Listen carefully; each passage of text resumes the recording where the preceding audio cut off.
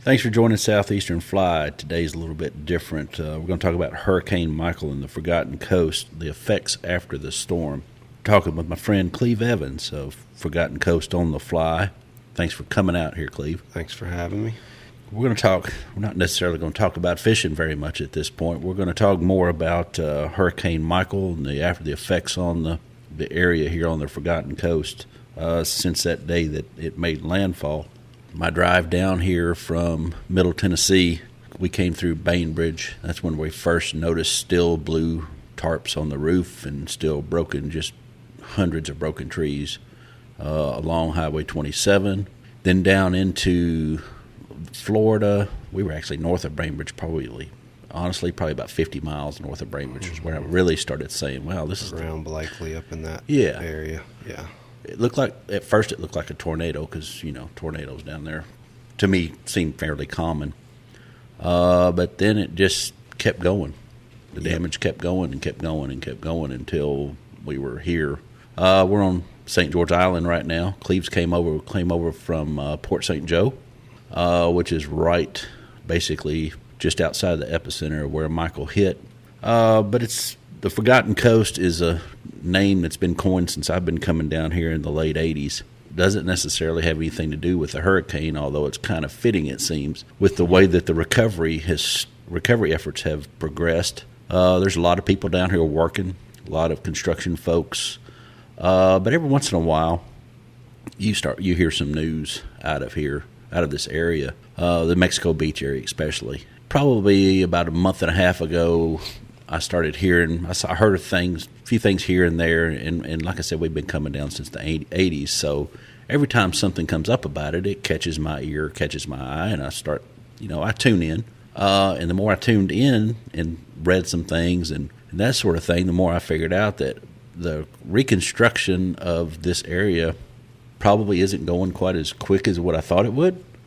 Mainly because a lot of the places, especially around Mexico Beach, which is the first place that honestly that I ever came, that's the first place I saw the ocean really was at Mexico Beach. Mm-hmm.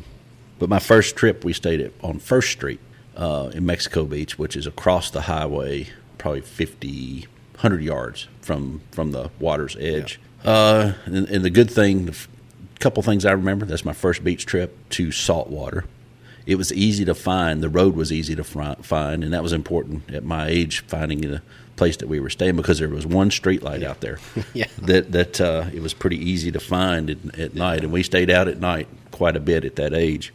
So that being said, Tommy T's was down there on Mexico Beach and Pier Road. Eventually we started getting enough money to stay on Pier Road when we would come down here, which was a big deal. Kind of the epicenter then of Mexico Beach, I guess. Absolutely. Boat ramp right across the road from it. Boat ramp right there. Where you go back across 98 to go into the canal. Yeah. Pretty interesting. Yeah, the pier was there. That wouldn't work anymore. No, you couldn't do that anymore, could you? So Pier Road, at the end of Pier Road, if you've never been to Mexico Beach or hadn't at that time, there was a pier out there, and there were some real characters out there. People out there fishing, sometimes 10, 20 people. All the shark guys on the end, they're little cast of characters. A couple of guys throwing cast nets. Again, that was the epicenter of fishing at that time in my eyes for Mexico Beach. So fast forward to October 10th of 2018. We could probably go back a day. October 9th, Hurricane Michael's building. It's probably around, at that time, 130, 140 mile an hour wind, somewhere in there, maybe a little bit less than that. And then October 10th, 2018, came ashore at Mexico Beach on that date. Is that right? Yeah, October 10th, I think, like 2:30-ish in the afternoon. 160 mile an hour winds now is what they've clocked it at. Yeah. Originally, they thought it was a Category 4. Like 155. Yeah. With gust, higher, but sustained at 155. That's... You heard rumors and whatnot. You heard the gauge at Tyndall read 182, and then it was destroyed, and some other gauge read, 200 gust up to 200, and then it was destroyed. But yeah, they've now determined that that 160 was sustained, so making it the Category 5 that they've now classified it as. So For the person on the street, 155, 160 mile an hour winds doesn't tell us anything, but if you saw the news and the destruction, that told you everything. Yeah, if you saw the trees that you can't wrap your arms around that were snapped like toothpicks in your hand, then you can kind of, or the houses that were not pushed by water but pushed, across the street by wind and whatnot, then you start to get an idea of what 160 miles an hour can do. 31 direct fatalities, 74 that were attributed to the storm. $100 million in economic losses to Tyndall. Tyndall Air Force Base is just to the west of Mexico Beach. The only thing between Tyndall and Mexico Beach now are thousands of broken pine trees, which they are harvesting rapidly to salvage, and they got right on those, and they're hauling them out of there daily. So what used to be a pine forest is now an open field as far as you can see. As the storm came onto land, it moved up through middle Georgia around Macon.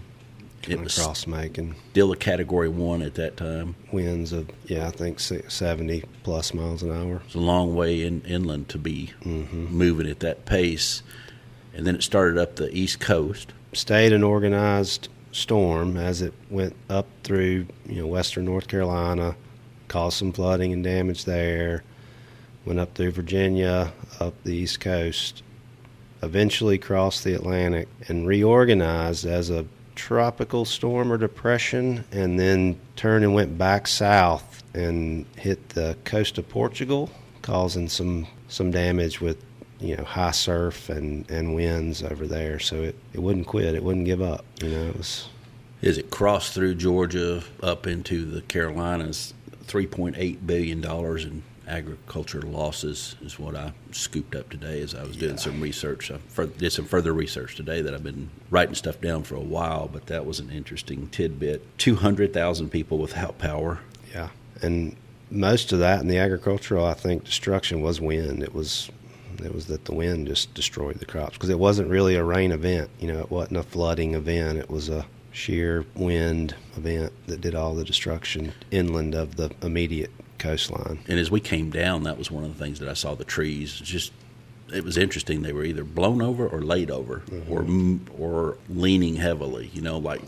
Not necessarily leaning at the roots, but leaning toward the middle of the trees in a lot of places. Yeah, bent. And I think it depends on the type of tree. Some of them don't have the roots. Some of them just go from the root up and fall, and some of them hold on until they snap. So it's the third most intense hurricane in history, and I don't think that everybody understands that, because the news cycle came and went pretty quick. You had the California fires going on at the same time, which were terrible.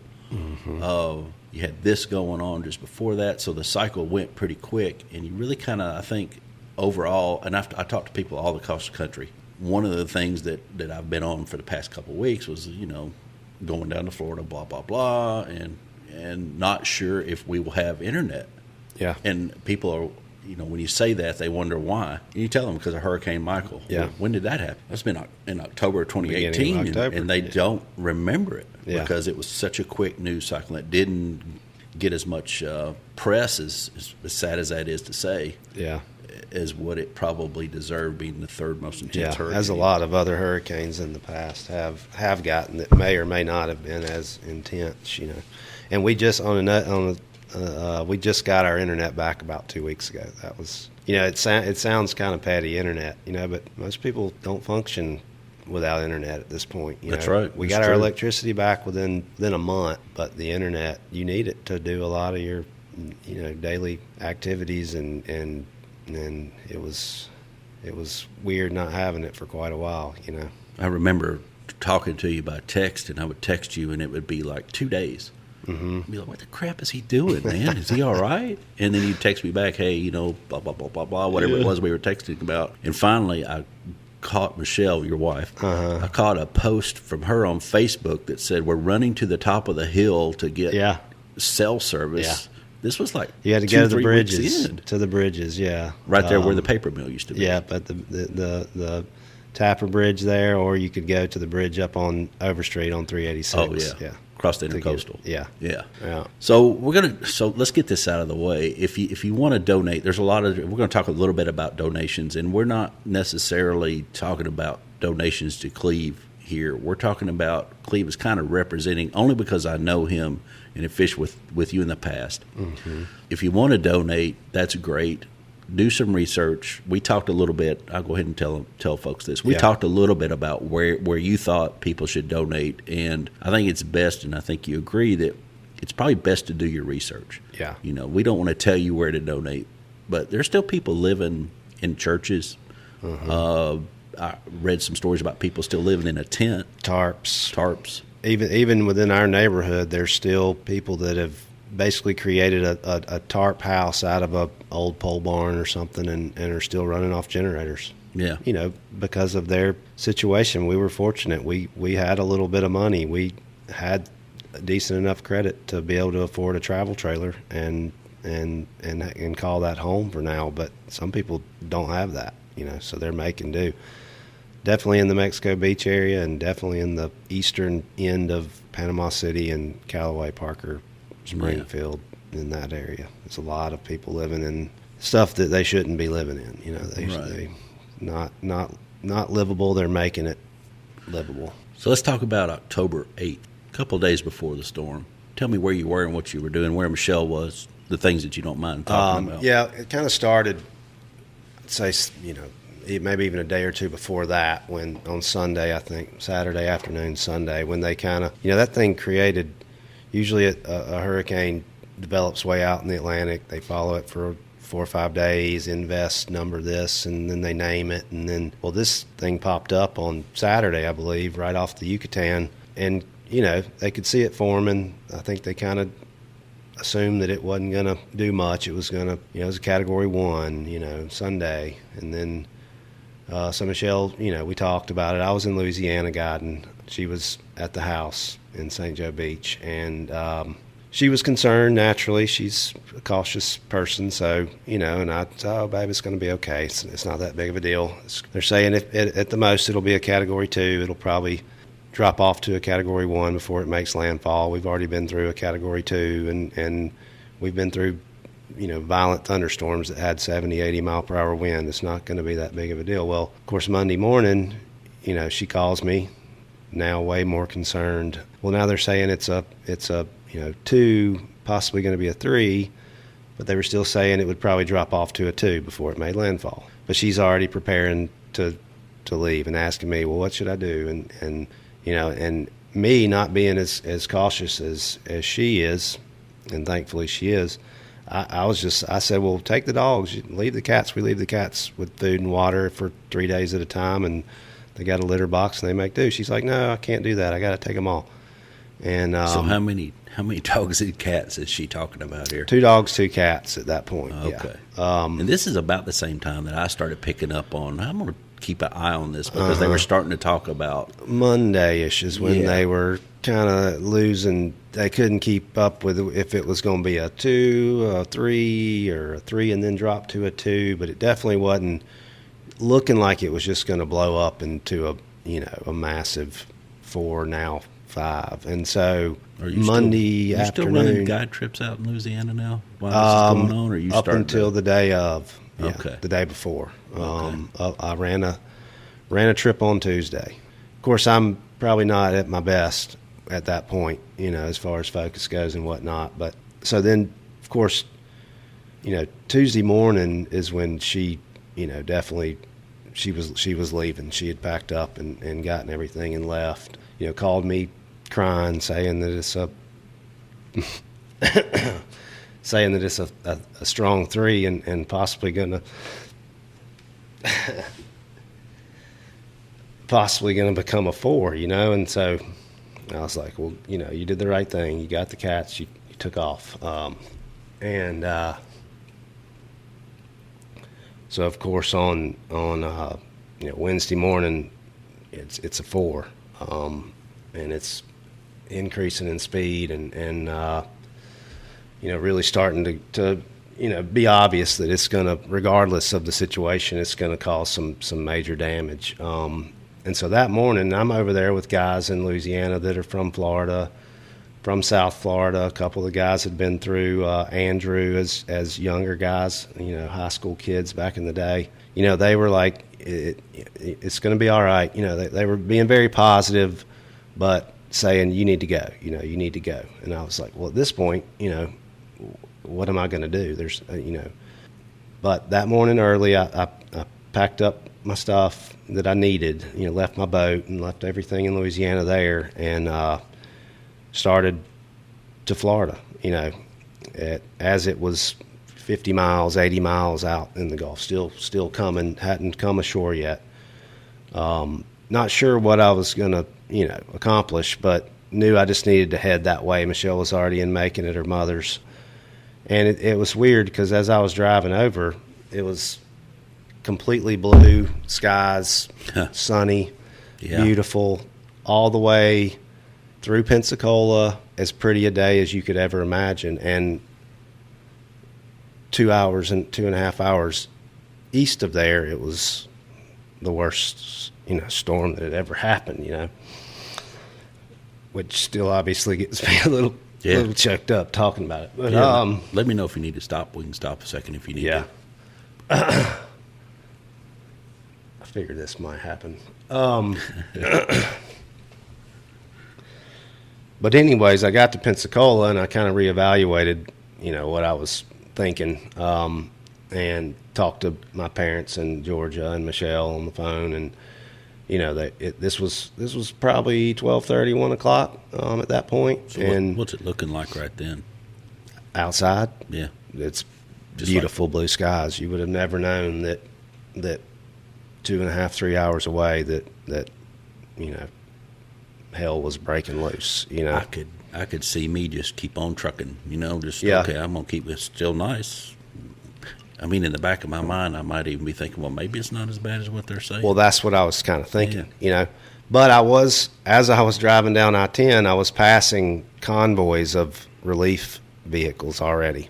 The cleanup type, big dump truck type trucks pulling the trailers with equipment. And they all had relief vehicle on the doors, and smaller convoys of utility power trucks, bucket trucks. So I was thinking, that's pretty neat.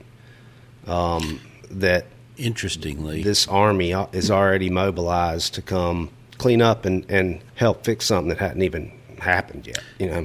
Here's an interesting fact for you. At that same time, right around that same time, it may not have been exactly the same time, I was headed to the Caney and had to go up 24 a little bit to go across 840 to go to the Caney Fork.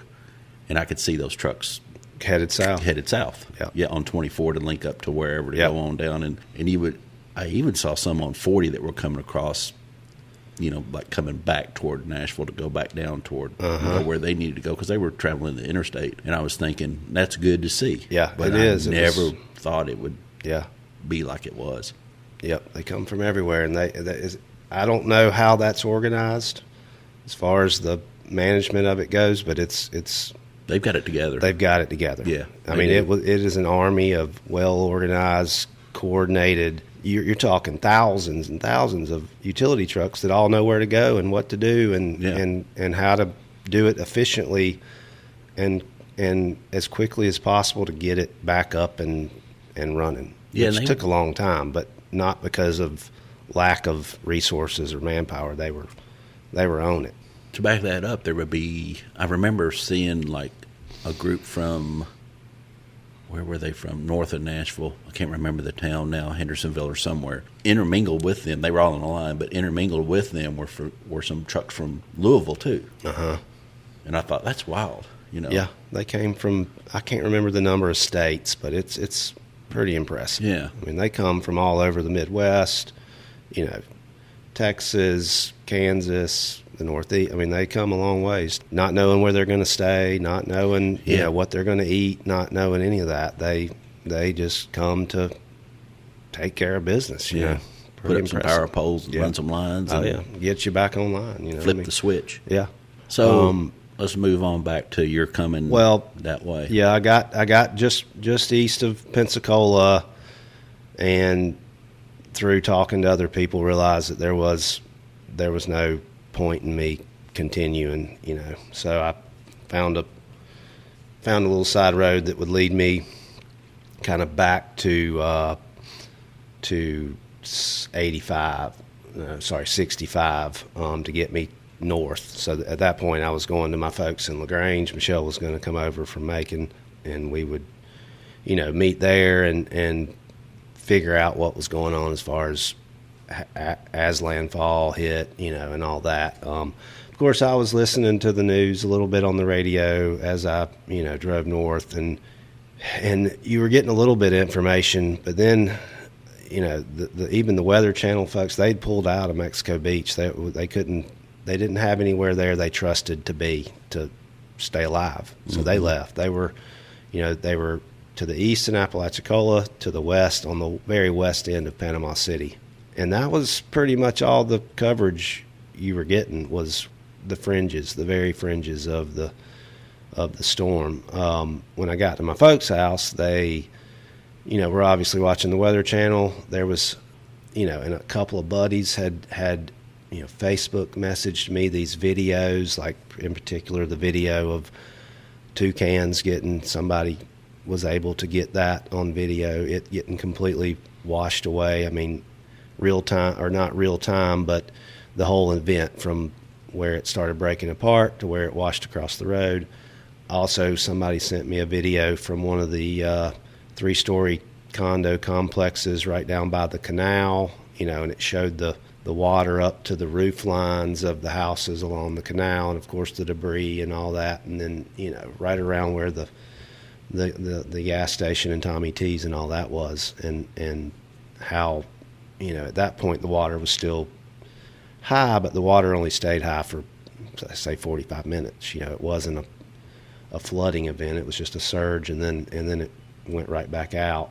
So I got to my folks and then started getting to see what the Weather Channel had, and this was later in the afternoon, early evening, and then the reality starts setting in that this thing's bad. And we live in St. Joe Beach, which is, and we're a block and a half off the beach, and we're 3 miles from toucans, so we're just right there across the county line from Mexico Beach. So we were, obviously concerned. We knew our house was well built, but it doesn't matter at that point if it's well built or not, So we had, and then we had no idea at that point.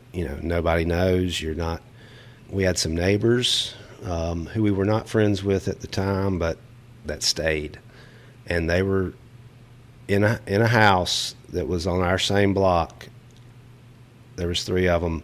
They ended up in the attic, and the house ended up across the street and up against another house. And they all lived, but they had cell service with our next door neighbor up until a certain point, and then they didn't.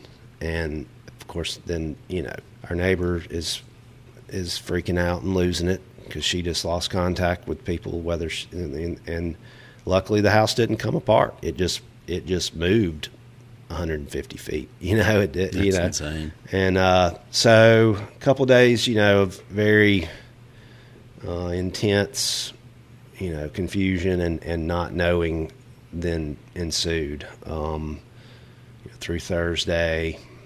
I remember y'all looking for the blue roof.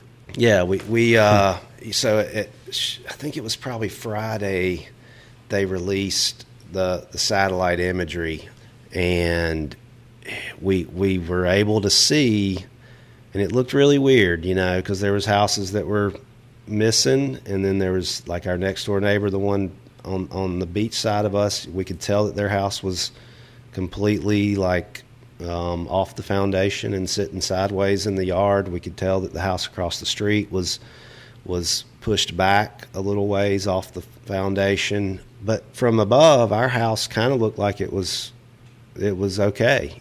We could see all the trees. We had 37 pines, some of them really nice, big, old. I think I counted 80 rings on one of them, pines, and we could see that those were, some of them were laying on the house. We could see that all the ones in the front yard were kind of in a mat and laying out in the street and whatnot. But the house looked like it was still where it should have been. you know. And it comes, you know, and so come to find out it wasn't quite where it should have been. It was off the foundation, but not completely removed from the lot. So then Friday, a friend of mine who has a house a couple of houses up is from LaGrange, and we kind of coordinated together and said, you know, at this point they weren't letting anybody in. They had military checkpoints. They were still clearing the road, basically from Blakely south, a combination of power companies and just good old boys out there with chainsaws getting it done as fast as they could. So Friday we started hearing, you know, well, you can get in. Well, no, you can't get in, you know, and it was there just wasn't any good information, you know, and I shouldn't have expected there to be. I mean, it was that at the time you didn't know how bad it was, but you knew it was bad, you know, and there's some point you just go, well, let's just go see. You got to go. Yeah. You got to go see. And so me and my buddy Bowen, you know, I've got a big SUV. He had a big pickup truck. We loaded up everything we thought we would need, generators, gas, as much gas as we could, you know, take in the cans we had. And I think I had 60 gallons in cans, and coolers with food, tons of bottled water, because we didn't know what we were going to find. We didn't, you know, and we started south at about, I think we left at 3 in the morning on Saturday morning, Friday night, Saturday morning. Now, how far is LaGrange from there? It's about 4 hours, 4.5 I can do it in 4 if I'm really moving, but 4.5. So you're thinking I'm going to get down there and get an early start probably? Yeah, we'll get there about daybreak, you know. And we got to, you know, took off, got to Blakely. We were going to fill our trucks up with gas in Blakely, just top off the tanks. And as we got to Blakely, we realized that Blakely was pitch black dark, and that there was no power there. How far is Blakely from there? You know, it's about 2 hours north driving, something like that.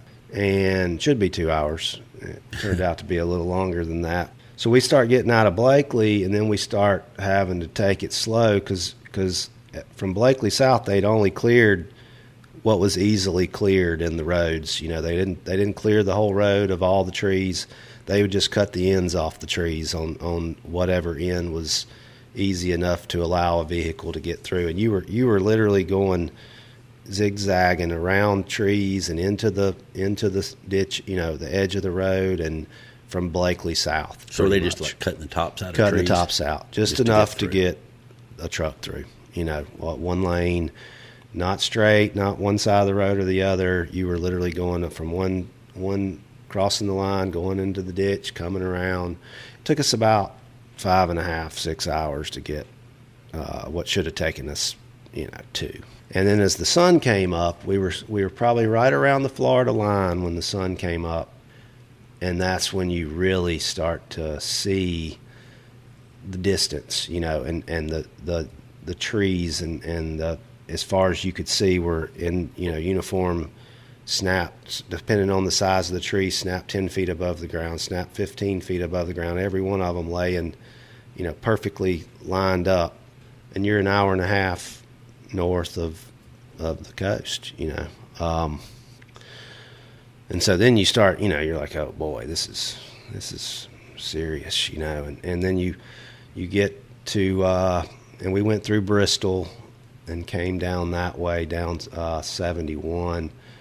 And Bristol was pretty beat up, you know, and roofs were missing, and houses were pushed over, you know, trailers along, you know, that you could see from the road were rolled over and just destroyed, you know. And then you get to Weewa, Hitchka, and it's trashed. I mean, it's and we're still 25 miles north of the coast.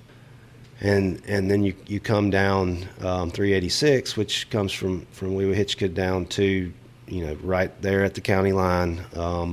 You take a right, you're in Mexico Beach. Take a left, you're in Beacon Hill, so in Gulf County. For anybody that's been down here, Lookout Lounge used to be right there on the corner. Yeah, it was not there. It was it's funny. I say it's funny. It's not funny, but the little crow's nest, the little outside, what they call the poop deck, where they played the live music outside. Yeah. It was still there. It still had some chairs sitting in it. It was still, but the building itself, where the bar and the liquor store and all that was gone.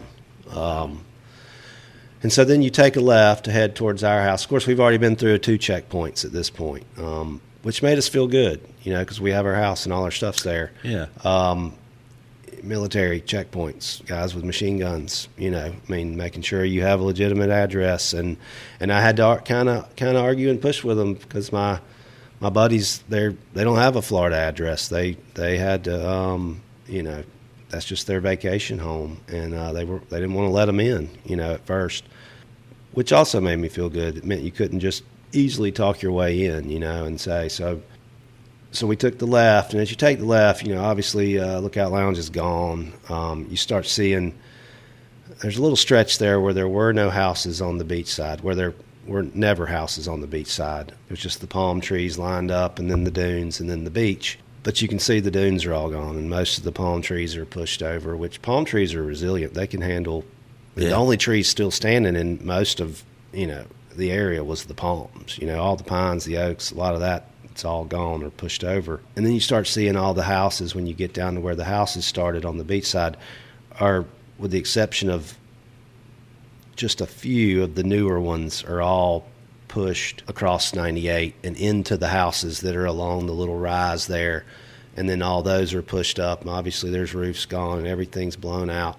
And you're still weaving through just where they had just taken a bulldozer and just kind of pushed up a path through the rubble and the debris, So at that point we don't know what to think, but your stomach is in your throat and you don't know, what you're going to find when we get there. But so are you seeing other people too in not your many, same situation? Not many. We were, we weren't the first ones in by any means, but there's a lot of people that with it being a lot of vacation homes and whatnot, it's not like every single house had people living in it and they had to get back, and I feel like we were pretty much, that Saturday morning was about the first morning they were letting people back in, right? So we were some of the first people.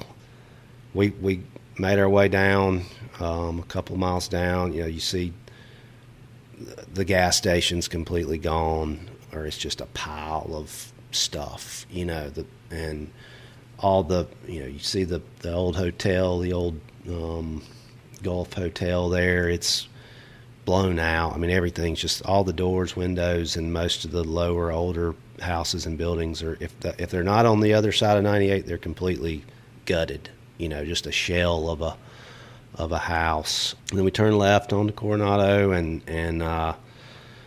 you start realizing the extent of the destruction. A couple of good old boys from Weewa, I guess, whose grandmother lived in the neighborhood, they had made their way down the day before somehow, and I don't know if they sneaked around the checkpoints or how they got in. They were hard at work clearing our road at the time, which took them all day Saturday he had a big diesel Ford pickup truck, and they both had chainsaws and axes, and they were just doing it. They'd already done several streets over. They were just doing it out of the goodness of their heart, Didn't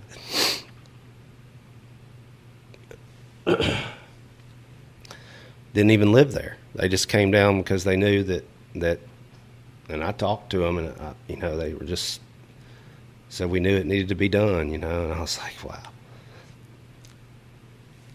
There's a lot of people that helped in a lot of ways at first, Yeah, with a little bit they could. Not everybody can do something. Yeah, definitely. And a lot of them are, and everybody can help or could help in a different way or can help in a different way. But some of it's physically, some of it's, emotionally, some of it's financially, whatever it is.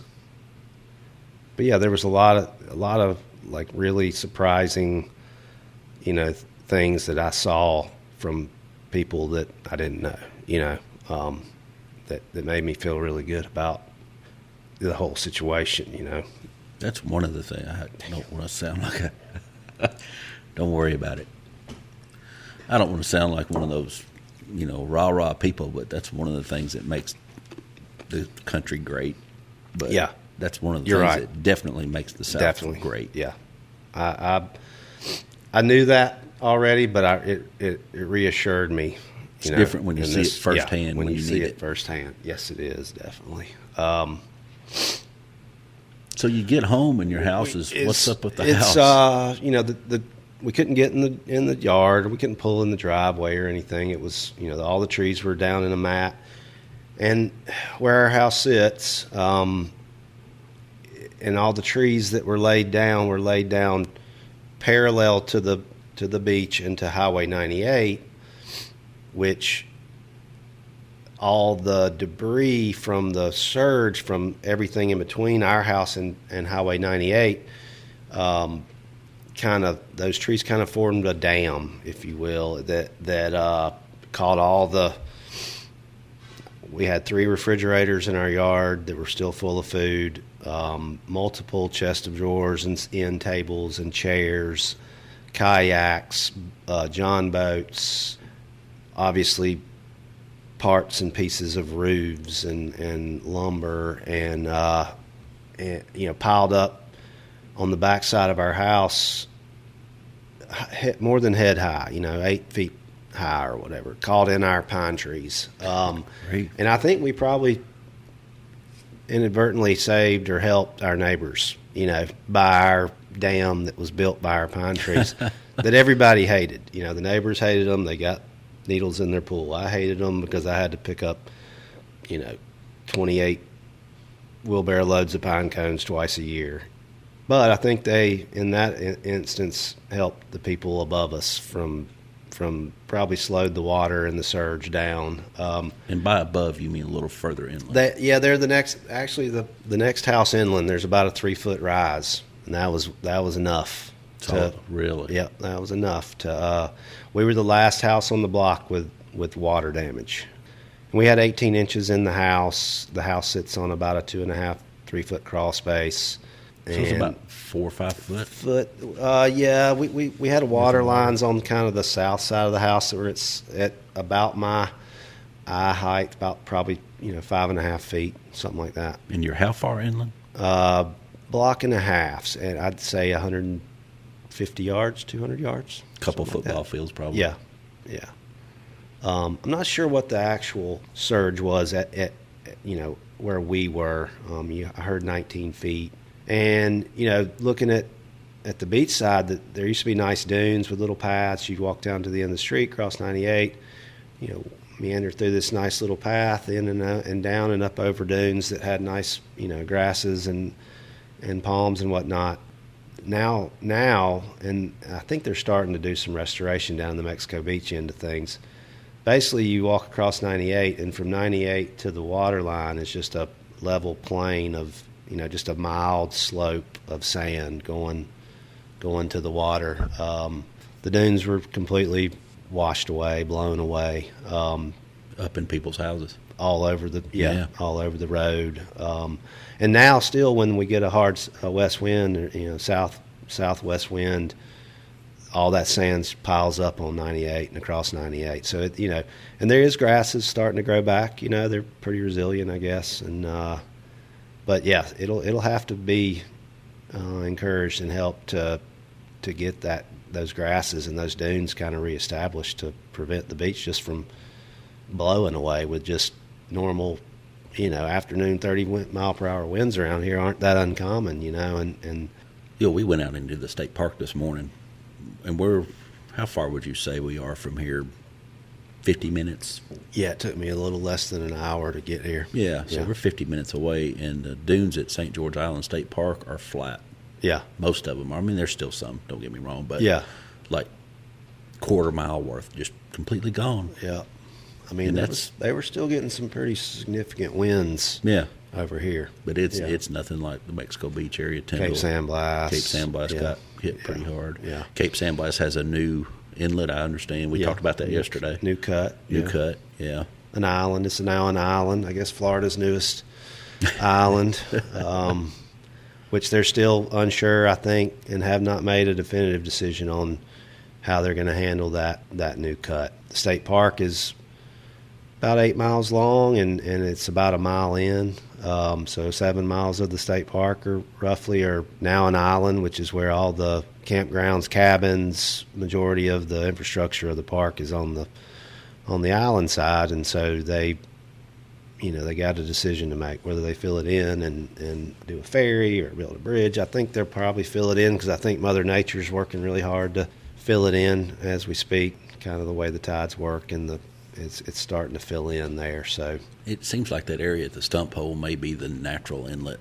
It wants to be an inlet. Yeah, it really Mother does Nature really bad. wants it to be an inlet, Yeah. and has tried to make it an inlet forever. And definitely, man, on that end of the Cape is the only thing preventing Mother Nature from making that whole thing an island. Man, and the ability to move rock. Big rocks, yeah, which they had to move a lot more now since the storm. They were already hard at work, and the storm rearranged the ones they had already put there. Now they're a lot of those big rocks were way across the road and in that marsh over there. That's insane. I know. That is crazy. Rocks is, some of them are as big as a Volkswagen Beetle. Yeah. And they're getting pushed. So as I drove over there yesterday, I saw still boarded up houses. Some houses, half of them were gone. A lot of windows blown out. And then you might see a house that looks like nothing happened. Yeah, about one out of, I don't know a number, but not many. Not many, yes, no. A few no. here and there. Yeah. So people are starting to get back on their feet a little bit. It seems like not everybody is, because these businesses are shut down. Yeah. We talked yesterday, and I looked on my way out of the marina about the gas station. Yeah. You said they have gas, but they're in this little metal building, and if you ask for something, they'll go get it for you if they have it. Yeah. It's just one of the shipping containers is the gas station. Yeah, with a little window in it. With a little Literally window. Yeah, has a you little can't- window. Can't walk in it. You have to walk up to the window. I don't know how many times I've been in that store. I can't tell you what was that store. Yeah. The one across the street is they haven't done anything with it. And then there was the Burger King, which was now it's gone. And all those houses along the bay, all the old houses, all the nice houses that were right there in that first mile or so along the bay most of them are gone now. They were gutted by the storm, and now they've been demolished, and they're already rebuilding a couple of them though. And that's what I want to talk about. So we've come from the day or two before the storm. You're in Louisiana.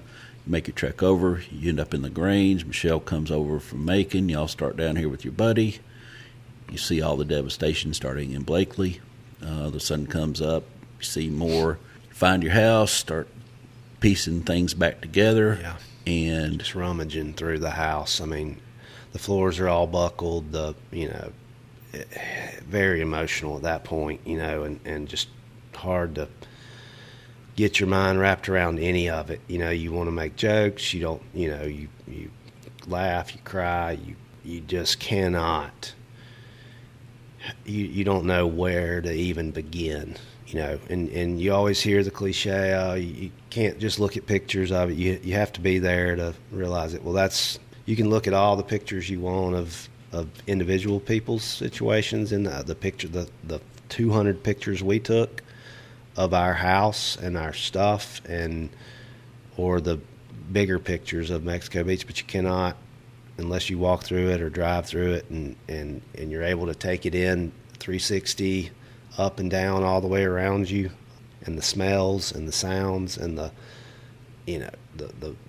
sludge that you're walking through, that everything's covered in. You have no way of really grasping it, and even when you're there, you can't wrap your mind around it and grasp it. It's just unbelievable.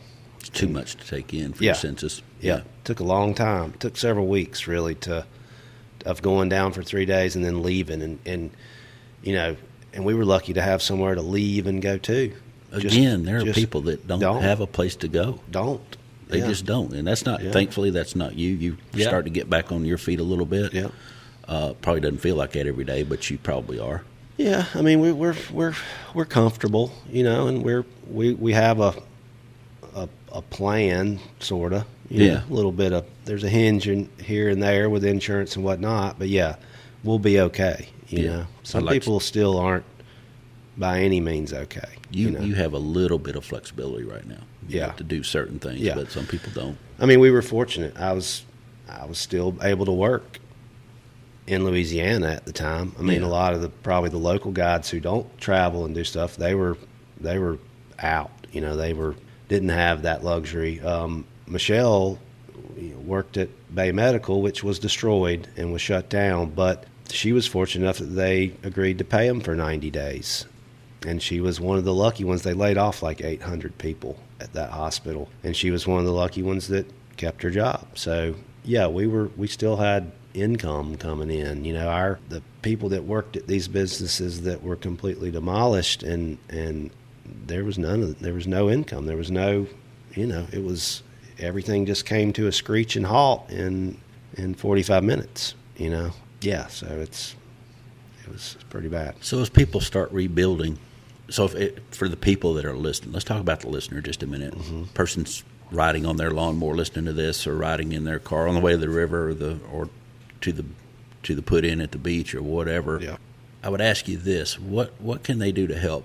Obviously, sending money seems to be the easy thing to do, but what other ways are there to help? I mean, I know that, the sending money thing's great, but at this point, I think that a lot of churches and organizations are doing mission type work. If you're involved in any of that, you could ask and see what's available through whatever church or charitable organization you're with. I think the best thing that people can do is to try to come down here.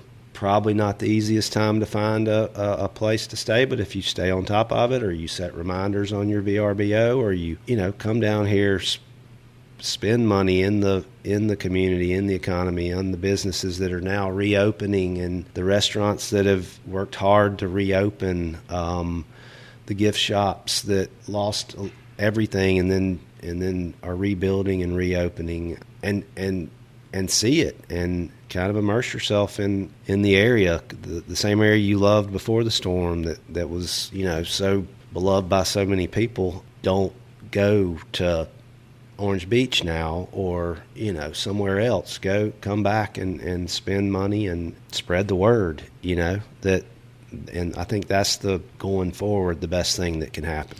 And for the anglers, so let's talk about this audience is mostly anglers. Uh-huh. We have some other folks, but the fish are still here. Yeah, we saw them yesterday. Oh yeah, they're here. Yeah. But they're still here. The beaches are super clean. There's a lot of shells if you're a shell person. Beautiful.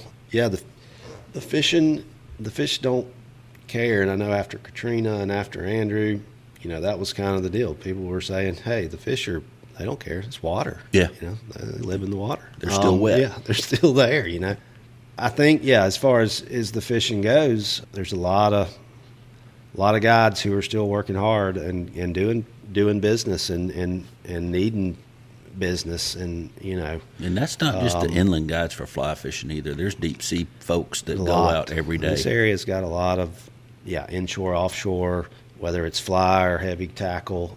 I feel like that gives people a reason to come down, and then inadvertently they're going to have a place to stay, have their meals, have their entertainment, buy T-shirts, buy hats, so it trickles out to the whole community, and they will find that the fishing is as good as it always was. So they get that reward for coming down and fishing and helping at the same time. And you could still find places to stay here and there. On the Cape, there's still some places to stay, and definitely out here on St. George there is. Apalachicola there is. My brother would normally stay with us, but now we're in a travel trailer, so he can't.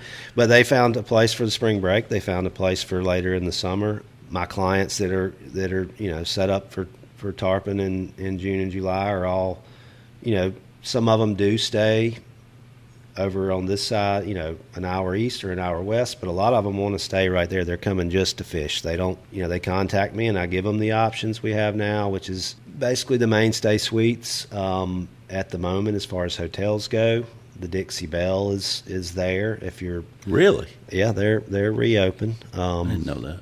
Yeah, I mean, it's a budget-friendly base bare-bones spot, but it's a bed and a shower and a bathroom, and but VRBO and contacting the real estate agencies, Airbnb, things like that are going to be the way to go. And I've just told a lot of my clients, hey, check VRBO, you know. And Yeah. they're like, oh, we got a house right there in Mexico Beach, you Yeah. know, or St. Joe Beach, or we got a little spot in town. It's not on the water, but it's, you know, we're here to fish. So check the places that you always check first. Yeah. Check 'Cause with there's and every day there's going to be more places. I mean, Yeah. people are the people that can, if they're not locked into an insurance issue or some other issue, they're working every day to get their properties back up and functional and usable. And a lot of them are going to be nicer than they were, probably, because they're remodeling them, they're redoing them. Yeah, because it's going to be brand new. Yeah.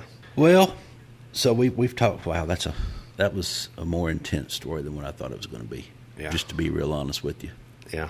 a tough story that a That's lot why I of didn't drink any beer. yes. I Yeah. had to get a towel or something, probably. Yeah, we didn't want to go that far, but well, so appreciate you again coming out here, telling your story, and your story mirrors a lot of other folks' story in that area. From what I've been reading, yours is personal because we've known each other for a couple of years now. Fish together, that makes it even more personal. Yeah. You know, spending 8 hours on a boat with somebody, Oh, yeah. you do get to know them. I don't care if you can hide all you want to, but Yeah. but you end up We don't knowing talk folks. the whole time, but you get to know people. Well, I appreciate that. And for the listener out there, again, if you're looking for a place to come and spend some time with your family, clean beaches, good looking beaches right now, you will have to hunt a little bit for a place to stay, but it's possible, and that'll really help some folks out. Yeah, So- and it might even maybe you know, we don't want people to think this way, but maybe a lot of people are thinking, oh, we can't go there. There won't be anywhere to stay. They're still that might leave some places open for people True. that are willing to look and find them. Yeah. Again, check where you normally check if you're Yeah. coming down. And Yeah. we found this place, and there's houses empty right now on both sides of us, which is really pretty dang Yeah. nice. But I will add this just to, you know, keep it realistic. It's not going to be what it was last year at this point in time. You got to kind of think a little bit ahead. The gas stations in St. Joe Beach and Mexico Beach aren't there, so you have to go to St. Joe to get your gas. You don't have any conveniences in the Mexico Beach area, but kind of makes it adventurous. It kind of makes it fun. But it's different, you know, and it wouldn't be for everybody, but you got to plan a little bit more. Almost all the restaurants are open. Almost all the shops in St. Joe are open, with the exception of just a few that are going to be open. They're working on them. But yeah, it's still an amazing beach, an amazing place to be, and no reason for people not to come, you know. So you have to drive 10 minutes more to get a Yeah. gallon of gas. Yeah. Okay. I think I can do that. Yeah, most people can, and if it's, you know. It is a little bit adventurous too. It is, and you get to, you know, and you'll hear the local, you know, don't come down here gawking and whatnot. Well, if you're down here gawking, you're spending money. True. You're helping everybody. I can say don't this- stop in the middle of Highway 98 and stare at a pile of rubble, but come down and see it. I mean, witness it. It can't hurt. It'll only help open your eyes to the reality of it, which then might in turn help in another way, you know, down the road. You will. It will open your eyes. Oh yeah. And I didn't go into Mexico Beach. Honestly, I talked to my wife about it, talked to Isla about it, and she was like, yeah, I don't think I really want to go do that because Not everybody probably does. Yeah. Yeah. So, all right, man. Well, I think we better wrap this thing up. All right. Thanks, everybody, for listening. And again, if you are looking if you've come down to the Forgotten Coast before, there's places to come to today. So, thanks a lot, Cleve. Yep. Thank you.